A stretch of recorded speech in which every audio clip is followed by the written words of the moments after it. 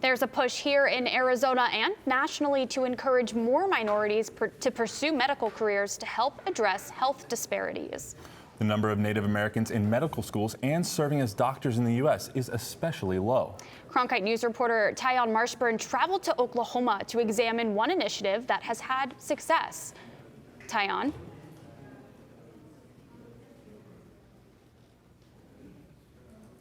As two-lane highways transition to gravel and dirt, Piper Long's farm in Skiatook, Oklahoma looms in the distance.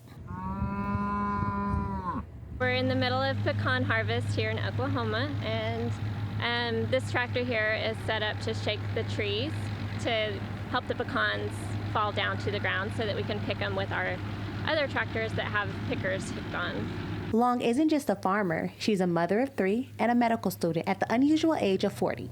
As an enrolled member of the Osage tribe, Long is one of the small number of Native Americans pursuing a career in medicine. Growing up, I didn't have anyone in my family or anyone that I knew in my community who was in healthcare. Oklahoma, home of the country's largest Native American population, is embarking on a partnership to address that disparity.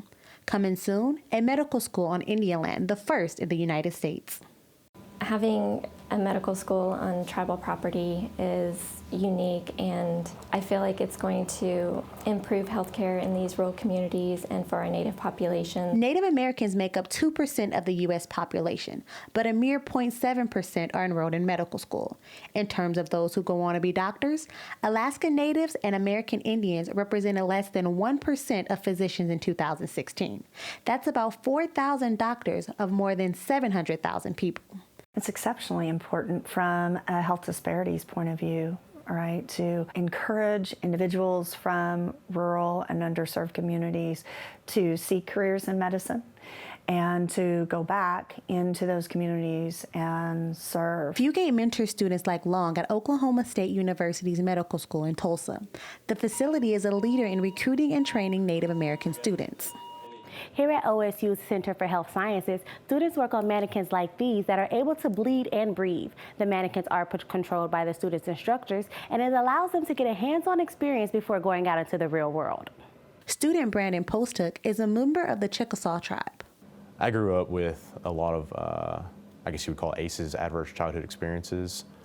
We have substance abuse in my family, we have overdoses, we have pretty severe mental illnesses, and so those are things that are kind of dear to me and are close to me, and so those are one of the things that I really would like to address. Once he graduates, he hopes to treat other Native Americans, something he never saw as a child.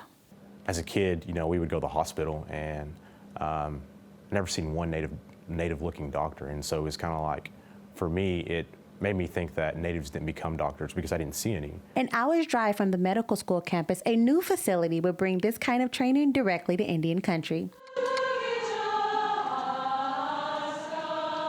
This day, leaders of Cherokee Nation have gathered for a grand opening of the largest tribal outpatient health facility in the U.S. But just down the road, an even bigger accomplishment. Construction is underway on the new branch of OSU's College of Osteopathic Medicine. It is a great opportunity to increase that pipeline of physicians right here. I mean, we know statistically that a med student will practice within about 100 miles of where she goes to medical school. And so what that means is we put those statistics in our favor by creating a medical school in this unique environment. The new campus is a dream come true for these students, Native kids who are a part of a high school club for those interested in careers in medicine. A lot of us want to stay where our culture is at, and there's not very many schools around us, like in Tahlequah, obviously this is the first one, but a lot of us have to go out to search for what we want. The goal is to enroll up to 50 students in the first class and hopefully inspire more Native Americans to pursue medicine, something many have long seen as out of reach. A young person today can realistically say, I want to be a doctor and I want to take care of my people, but I want to do it in the Cherokee Nation. They can do that now. The Oklahoma effort is one others could model. Arizona officials are tackling this disparity. One recent grant will help bring Navajo students to the University of Arizona to study neurosciences. In the newsroom, Tyaun Marshburn, Cronkite News.